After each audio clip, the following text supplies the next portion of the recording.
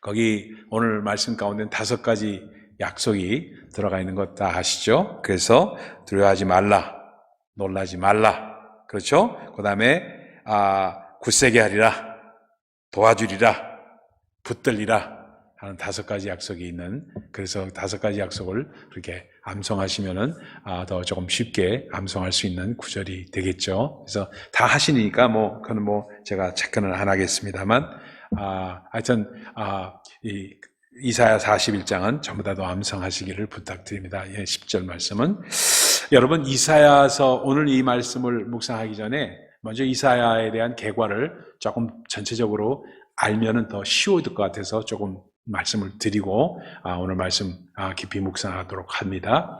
이사야는 그 이름 자체가 여호와께서 구원하신다 이런 뜻입니다. 그러니까 이사야, 엘리야 이런 거 전부 구원과 관계되어 있는 여호와는 구원이시다. 엘리야는 그렇잖아요. 근데 이사야는 여호와께서 구원하신다 이런 뜻입니다. 그러다 보니까 전부 구원과 관계된 그런 대선지자들은 그러한 이름이 되겠다 하는 얘기입니다. 그런데 이사야서는 몇 장이죠? 66장입니다. 그러니까 성경이 몇 권이죠?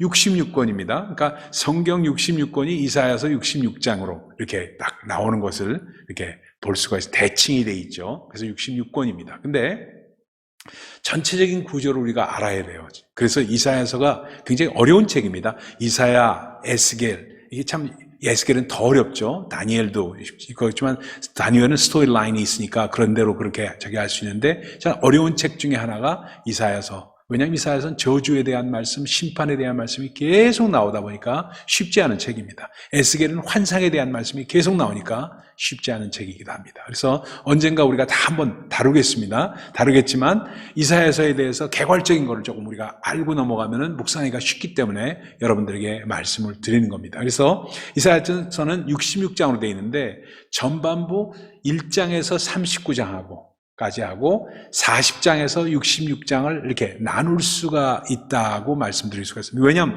내용 자체가 딱 이렇게 달라지기 때문에 그렇습니다. 그래서 1장서부터 39장은 이스라엘의 심판에 대한 얘기로 가득 차 있습니다. 그렇죠? 이스라엘의 심판에 대해서 남유다에 대한 그 심판, 그 다음에 neighboring country, 그 이웃 나라들에 대한 그 이웃 민족에 대한 심판, 하나님의 심판, 정죄, 그 다음에 모든 민족에 대한 심판 나오면서 36장, 37장, 48장, 39장까지가 누구에 대한 얘기냐면 히스기야 왕에 대한, 그렇죠? 역사에 대한 얘기를 조금 이렇게 나누면서 40장으로 넘어갑니다. 그렇죠? 그러면서 이 40장으로 넘어가서는 아주 천양지판으로 확 바뀌어요. 그 다음에 49장으로 넘어가서 40장에서는 뭐에 대해서는 먼저 얘기를 합니까? 먼저 하나님의 위로에 대한 말씀. 그래서 주를 앙모하는 자, 우리가 찬양했던 이유가 40장이 그거기 때문에 그렇습니다. 그래서 40장은 바로 이스라엘에 대한 위로에 대한 얘기를 말씀하시면서 계속해서 위로와 구원에 대한 말씀을 하시면서, 그래서 예를 들어서 어떠냐 하면은 40장서부터 66장 위로의 예언 드리면서 40장서부터 48장은 하나님의 구원에 대한 말씀합니다. 구원에 대한 말씀. 구원. 그 다음에 49장서부터 57장까지가 뭐에 대한 말씀? 구원자. 구원에 대해서 말씀하시고 구원자에 대해서 말씀하시고, 그 다음에 58장서부터 66장까지가 구원받은 사람들, 이스라엘의 나라에 대해서 이렇게 말씀하시는 게 예언에 대한 말씀으로 나오는 게 전체 66권 이야기입니다. 그러니까 이 전체 구성을 알게 되면 여기 이런구나. 그래서 이사야서는 제일 먼저 우리가 다가오는 것이, 이사야는 바로 우시야 왕 때서부터 시작해가지고 우시야 4대 왕을 섬기고 마지막 5대 왕 때, 이건 전승에 의하면은 어떻게 되어 있냐면은 통나무에 들어가서 톱으로 썰어서 죽었다는 이야기입니다. 그 죽임을 당했다는 그러한 불운의 선지자가 이사야 선지자입니다. 그래서 그것을 그래도 성경에서 기록하고 있는 부분이 어디냐면 바로 히브리서 11장에 예언자들이 그 톱 썰림을 당했다는 그 표현이 거기 있는 게 이사야 선지를 의미하고 있다. 이렇게 지금 보고 있습니다. 이게 성경학자들의 얘기고 정확한 근거는 조금 적다고 말씀드릴 수가 있습니다. 그러다 보니까 우시야 왕 때 그가 귀족 출신으로 6장에 보면은 그 예배하는 장면이 나오면서 부르심을 받는 장면이 나오죠. 우리가 잘 알죠? 성경을 많이 읽으신 분들이니까 전부 아실 거라고 생각하고 말씀드립니다. 이사야서 6장에는 그런 장면이 나오고, 또 가장 중요한 장면이 40장, 41장, 42장, 그 다음 뛰면서 53장으로 넘어가고, 53장으로 뛰어넘으면서 66장으로, 57장으로 가고 66장으로, 그 제일 중요한 장수만을 말씀을 드렸다고 할 수 있습니다. 그래서 유대인들은 가장 중요하게, 구약 성경에서 가장 중요하게 생각하는 책이 뭔지 아세요? 뭔지 아세요? 예? 모세오경? 네, 토라죠. 토라지만 그 중에서도 가장 중요하게 생각하는 게 레위기입니다. 레위기를 가장 중요하게 생각합니다. 그러면 왜? 율법을 말씀하기 때문에. 율법을 말씀하지만 그 다음에 선지서에서 가장 중요하게 따지는 것이 뭐냐면 이사야서입니다. 근데 이사야서를 중요하게 생각하면서도 아주 그 사람들의 마음 가운데 참 받아들이기가 힘든 장면이 어디냐면 바로 53장. 이사야서 53장. 고난받는 종에 대한, 메시아에 대한 말씀을 참 받아들이기가 어렵고, 그와 연결시켜서 예수라고 얘기하면 그걸 굉장히 싫어하는 유대인들의 모습을 볼 수가 있고, 거기서 딱 막혀가지고 그냥 말을 입을 탁 닫아서 반론을 제시할 수가 없기 때문에 거기서 나온 사람들이 메시아닉 주입니다. 이제 정리가 되세요? 어느 정도는요? 그래서 너무 깊이 알면은 또 다치니까 이 정도만 알고 우리가 묵상으로 들어가도록 합시다. 그래서 오늘 말씀 이제, 보세요. 10절 보니까 다시 한번 읽어봅시다. 10절입니다. 같이 읽어봅니다. 시작.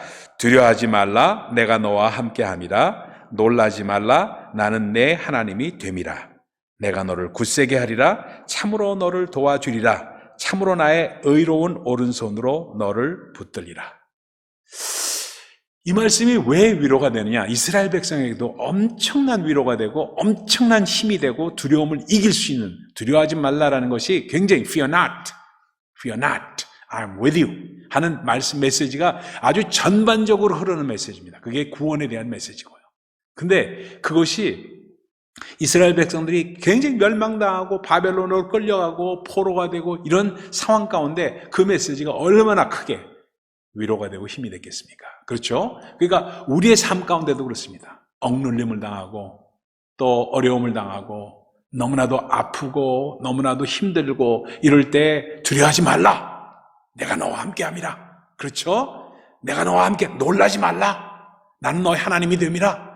그렇죠? 내가 너를 굳세게 하겠다. 너를 붙들겠다. 너에게 힘을 주겠다. 이런 말씀은 엄청난 파워풀한 메시지가 되지 않을 수가 없습니다. 그러다 보니까 참 그래요. 여러분들 그 뉴욕의 예를 들면 그걸 잘 알 수가 있어요. 뉴욕시. 뉴욕에서 오래 살다 보니까 뉴욕의 그 시장들에 대한 얘기를 잘합니다. 제가 이민 처음 왔을 때 제일 먼저 뉴욕시의 시장이었던 사람이 누구냐면 에드 카치였어요. 카치시장. 카치시장일 때 제가 이민을 왔습니다. 카치시장 때 어땠냐면 카치시장이 12년을 그 뉴욕 시장을 했습니다. 12년을. 3term을 한 거예요. 쉽지 않은 얘기인데 3term을 하면서 인기가 좋았죠. 마지막 term에는 아주 나빠졌지만, 그래서 그 다음에 들어선 사람이 누구냐면 딩킨스예요. 데이비드 딩킨스. 흑인 시장이었습니다. 이번에 에릭 아담스가 시장이 이번에 선출됐잖아요. 흑인으로 두 번째 시장입니다. 그래서 데이비드 딩킨스가 들어서고 그 다음에 온 사람이 줄리안이에요. 그 다음에 온 사람이 블룸버그고. 이 역사를 다 꿰고 있는 것 같아요. 지금 좀 하지만 뉴욕시의 역사지만요. 그리고 그 다음에 온 게 디블라지오. 이번에 시장입니다. 그리고 요번에 올 사람이 이제 다음에 내년도 올 사람이 에릭 아담스입니다. 자, 그런데요. 그 시장 얘기를 하려고 한 게 아니라 아주 뉴욕이 힘들었을 때가 언제냐 하면은 바로 그 에드 카치 때 그리고 데이비드 딩킨스일 때 굉장히 힘들었습니다. 왜냐하면 범죄율이 높았어요. 범죄율이 얼마나 높아, 그걸 크랙다운 한 사람이 줄리아니 시장이에요. 그래서 줄리아니 시장이 인기가 높아졌던 이유가 범죄율을 낮췄기 때문입니다. 크라임 레이트가 굉장히 높았어요. 데이비드 딩킨스 시장 때는. 그래서 그것이 막 그러다 보니까 1980년대, 90년대 이럴 때 물론 경기도 좋았지만 범죄율도 높고 아주 뉴욕이 아주 아주 좋지 않았습니다. 60년대 말, 70년대. 그래서 사우스 브롱스는 아파치라고 불렸고요. 브루클린도 아주 형편없는 곳이었고요. 브루클린. 그래서 그랬는데 거기에 어떤 사람이 있었냐면 윌리엄 리바인이라는 사람이 있었습니다. 이 사람 얘기하려고 이걸 이렇게 얘기를 했어요. 윌리엄 리바인이라는 사람이 있었는데 이 사람이 뭐 한 사람이냐면 정육점을 하던 사람이었어요. 그 미드마켓 오너였어요. 그래서 브루클린에서 미드마켓 오너로 일하는데 권총 강도가 그러게, 왜냐면 캐시딜이니까 전부 다. 권총 강도가 얼마나 들어오는지 이루 말할 수가 없는 거라, 브루클린에서. 권총 강도를 너무나 많이 당하니까 그냥 완전히 털려나가고 비즈니스는 비즈니스대로 안 되고 그 다음에 그냥 권총 강도가 하도 들어오니까 그냥 다 털려나가고 그냥 두려움에 떨어가지고 이 사람이 이렇게 리바인이 굉장히 어려움을 당했습니다. 주이셨죠. 이런 가운데 이걸 어떻게 했으면 좋겠는가 하고 이제 레바이를 만난 거예요. 그래서 만나고 또 성경을 읽고 한데 그 준 말씀이 뭐냐면 이 말씀이에요. 두려워하지 말라. 내가 너와 함께함이라. 놀라지 말라. 나는 너의 하나님이 됨이라. 이 말씀을 주셔서 이 말씀을 묵상하고 이 말씀을 되뇌이고 계속 하라고 얘기하는 거예요. 그러니까 그거 말씀을 묵상을 하고 막 하는데 두려움이 없어지질 않아. 왜? 권총을 들이대고 돈을 달라고 그러니까 hold up, stick up, this is the hold up 하면서 들어와서 그냥 막 그렇게 하니까 그리고 총을 빵 쏘면 얼마나 겁납니까? 여러분 그렇잖아요? 한번 당해보셨어요? 참 쉽지 않은 얘기거든요. 그래서 그러니까 이 사람이 너무너무 힘드니까 이걸 어떻게 했으면 좋겠나 하면서 딱 생각한 게 이 말씀 갖고 묵상하면서 생각한 거. 내가 뭐를 두려워하고 있는가? 두려움의 실상이 뭔가? 이걸 생각한 거예요.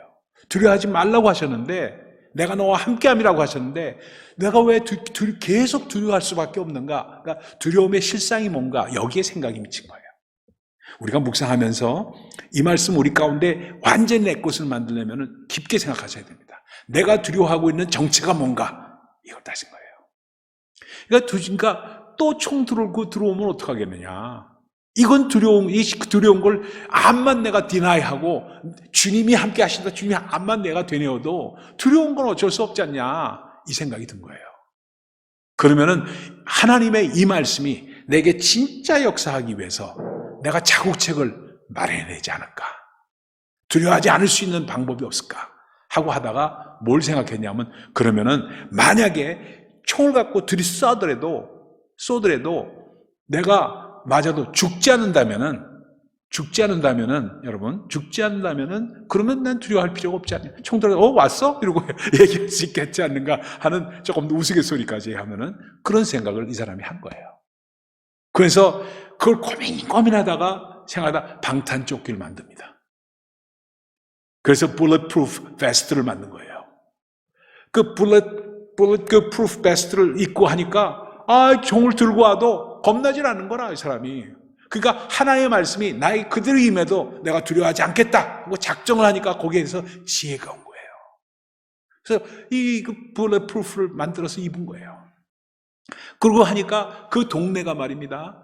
권총 강도가 들면 그 동네를 쓸어버리고 이런 나쁜 놈들이 많이 있었는데 나는 괜찮다고 하면서 bulletproof vest를 탁 보여준 거예요. 동네 사람들한테. 그 옆에 주인들한테. 그러니까 야 그거 나도 좀 만들어줘. 야 부탁한다 하면서 그냥 비용하고 다 대고 이 동네 상인들이 전부 다 그걸 입기 시작했습니다. 그러니까 그 동네가 전부 이 bulletproof를 입으니까 두려워하지 않게 된 거예요. 그러면서 이 사람이 하도 주문이 많다 보니까 이게 고기고 뭐고 다 때렸죠. 그래가지고 차린 회사가 막 Levine Bulletproof International이에요. 그래서 이 방탄조끼 만드는 회사를 아예 설립을 해버렸어. 세계적인 회사를 내버립니다. 그러면서 그를 축복해가지고 세계적인 회사로 만드는데 그 말씀 가운데 나온 것이 뭐냐? 이사야서 41장 10절 말씀입니다. 두려워하지 말라. 내가 너와 함께함이라. 놀라지 말라. 내가 너의 하나님이 됨이라. 하는 이 말씀이 내 삶 가운데 어떻게 적용이 될 것인가 하면서 씨름한 결과로 묵상의 결과로 나온 것이 bulletproof라는 말씀입니다. 저는 이 말씀을, 이 예를 다 이게 제가 그 신문을 통해서 이렇게 보면서 뭐를 느꼈냐면, 아, 그렇구나. 내가 두려워하는 마음이 있다면은 내가 두려워하는 실상이 뭔가, 뭐를 두려워하고 있는가, 이걸 정확하게 구분해야 되는데, 이걸 분석하다 보니까 때로는 말입니다, 내가 두려워하지 할 필요가 없는 것들을 두려워하고 있을 때가 얼마나 많은지 몰라요. 왜냐하면 일어나지 않은 일을 염려하고 불안해하고 걱정하는 수가 있다는 겁니다. 그래서 어느 심리학자에 의하면 98%의 우리의 근심과 두려움이 근거 없는 두려움이라는 거예요. 오직 2%는 근거가 있을 수 있지만 98%는 일어나지 않을 일, 일어나지 않을 미래의 일에 대해서 내가 두려워하고 걱정하고 근심하게 된다는 거예요. 인간사가 그렇다는 겁니다. 그러다 보니까 내가 무엇을 두려워하는가, 거기에 대한 철저한 내 나름대로의 대비책을 가면서 하나님의 말씀이 내가 임할지어다 하면서 내가 함께함이라 하는 그 마음을 갖는다면 절대로 걱정할 필요가 없다는 그 말씀이 된다는 것을 말합니다. 그러다 보니까 우리 주님이 우리와 함께 하시면 가장 먼저 주는 것이 말씀이 우리 가운데 역사함으로 오는 지혜입니다. 지혜. 그러면 두려움의 실체가 뭔가, 그리고 두려워하지 않을 방법이 뭔가 하는 생각을 하게 되는 것도, 이 thinking process 자체도, 이렇게 생각하는 것 자체도 하나님의 지혜라는 겁니다. 그러니까 아까 말씀드렸죠. 리바인 컴퍼니, 윌리엄 리바인이라는 사람도 이거를 생각하는 것 자체가 하나님의 지혜가, 말씀에서 나온 지혜가 그에게 역사함으로 말미암아 회사도 그런 회사를 만들었다. 여러분, 그렇기 때문에 우리 하나님께서 우리에게 역사할 때는 말씀으로 역사하면서 그 다음에 하나님의 사랑을 느낄 수 있도록 얘기하면서 기도로 간구할 때 지혜로 역사하심으로 말미암아 두려움을 없애게 해주시는 역사가 온다. 그러니까 프로세스가 이렇습니다. 말씀이 먼저예요. 그렇죠? 말씀이 먼저 오게 됩니다. 그러면 하나님은 사랑의 하나님이시다는 것이, 하나님이 누구신가를 깨닫게 되는 거고, 그 다음에 기도할 때, 그 하나님 붙들고 기도할 때 그 다음에 오는 것이 지혜로서 이 말씀이 내 삶 가운데 온전하게 이루어지는 역사가 오게 되더라. 조금 그 연예계에 있는 사람 얘기를 좀 들어서 좀 안 됐지만 얘기를 해봅시다. 우리 한국의 그 가수 중에서 아주 유명한 가수가 이제 윤복희 권사님, 여러분 잘 아시죠? 윤복희 권사님. 그래서 참 신앙적으로도 대단하신 분이고, 그래서 윤복희 권사님 또 한국의 미니스커트로 제일 유행을 시켰고 아주 대단한 사람이었죠. 대단하신 분인데 이 개인적인 삶은 참 어려움이 많았던 사람입니다. 어려움이 너무너무 많았어요. 그분 간증 들어보면 참 너무 쉽지 않았겠다 하는 생각을 할 수밖에 없어요. 왜냐하면 어려서 오빠인 윤한기 씨와 함께 청계천에서 판잣집에서 참 거의 고아이시다시피 하면서 자랐죠. 거지 생활을 했던 거예요. 거지 생활을. 그러면서 미팔군에 들어가서 겨우겨우 어떻게 해가지고, 그래가지고 미국 갔다가 와서, 그 다음에, 그 뭐죠? 유주용 씨인가? 이름이 잊어버렸는데, 그 가수하고 만나서 또 배운지, 그분하고 만나서 결혼했다가 실패하고, 그 다음에 남진 씨하고 결혼했다가 실패하고, 이런 과정을 거치면서 너무너무 조그만 사람이 돼버리면서 힘들었을 때, 그때 윤한기 오빠가, 윤한기 목사님이죠, 나중에는요. 지금은 윤한기 목사님이 그에게 준 노래가 있습니다. 작곡해서 준 노래가 이사야서 41장 10절이에요. 뭐예요? 여러분이란 노래예요. 여러분 잘 아는 노래입니다. 그래서 뭐라고 얘기해요? 내가 만약 괴로울 때면 내가 너를 위로해 줄게. 그렇죠? 내가 만약 서러울 때면 내가 너의 눈물이 되어줄게. 어두운 밤 험한 길 걸을 때 내가 너의 등불이 되어줄게.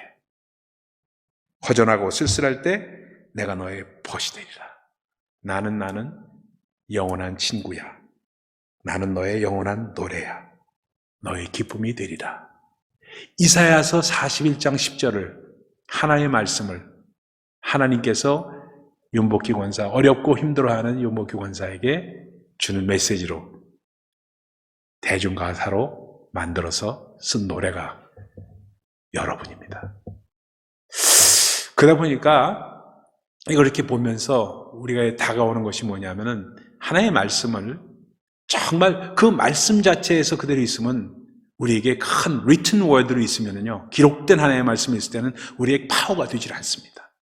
그러나 그 과정을 거침으로 말미암아 하나님이 어떤 분이신가를 알고 기도함으로 말미암아 거기서 오는 지혜가 세큘러하게 될 때, 이 땅으로 올 때, 그래서 하나님께서 이 땅에 오신 것, 우리 주님께서 아기 예수로 이 땅에 오신 것도 다른 것이 아니에요. 말씀이 육신이 되어서 이 땅에 거하심에, 우리와 함께 거하심에 은혜와 진리가 충만하더라. 요한복음 1장입니다. 그렇죠?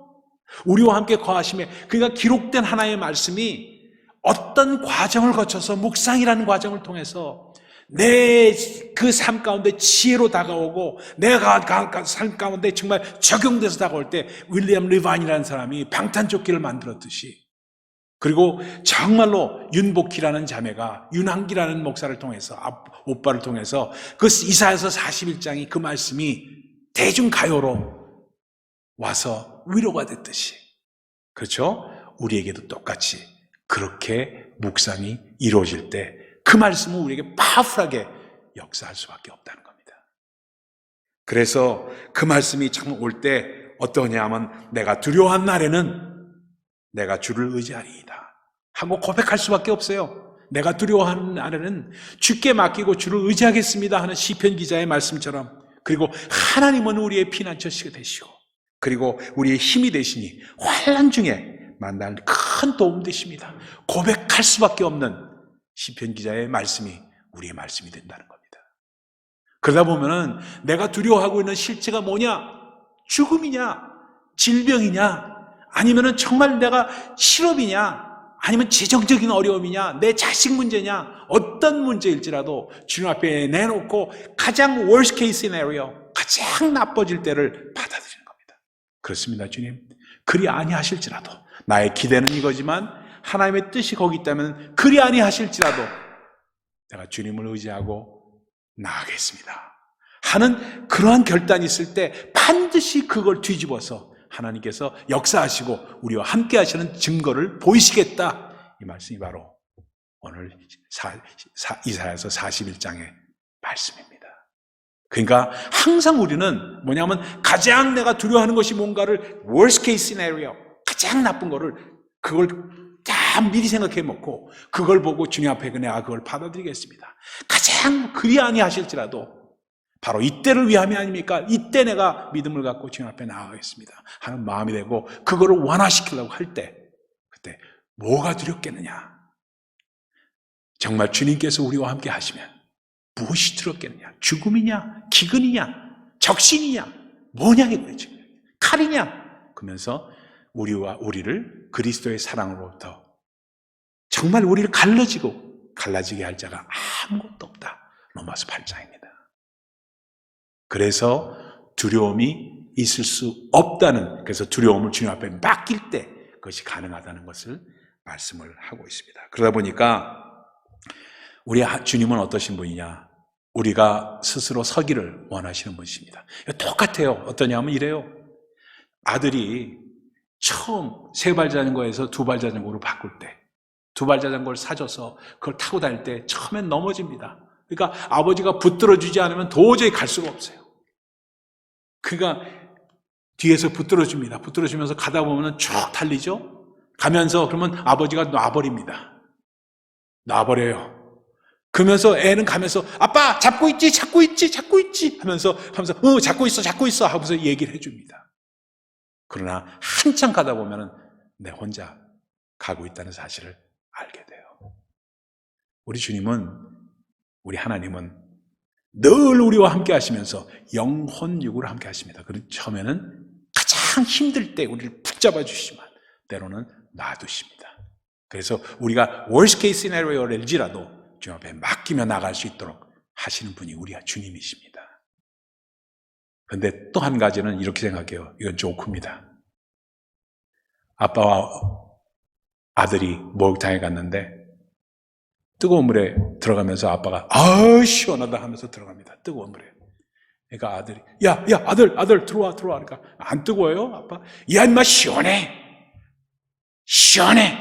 그러니까 애가 들어가죠. 뜨거운 물에 들어가니까 얼마나 뜨거워 그냥 막 그러니까 애가 그 다음에 그걸 보고 질겁해서 나오면서 믿을 놈 하나도 없네 하면서 나오더라는 얘기예요. 그런 경우도 있어요. 그건 조크입니다. 웃지도 않으시는구만.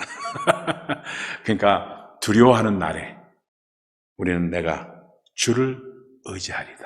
이 고백이 보통 고백이 아니라는 겁니다. 그냥 쉽게 하는 얘기가 아니에요. 나 주님 의지해요. 나 다 맡겼어요. 그게 너무 쉽게 얘기하지 마세요. 그렇게 얘기할 때는 worst case scenario를 받아들인 사람이 진짜 얘기하는 겁니다. 그렇죠? 그래서 내가 두려워하는 실체를 무언가를 알아야 됩니다. 그래서 윌리엄 리바인처럼 내가 정말로 또 총에 맞을지라도 내가 두려워하지 않겠다 할 때 라이트 베스트 그 뭐예요? 방탄조끼를 만들었듯이 하나님의 지혜가 우리에게 임한다는 사실을 기억하시면서 정말 이 말씀 암송하면서 누가 내가 왜 두려워하랴 안 두려워하겠다 하는 결단과 행함이 있는 우리 모두 되시기를 예수 그리스도로 축원드립니다. 기도하겠습니다.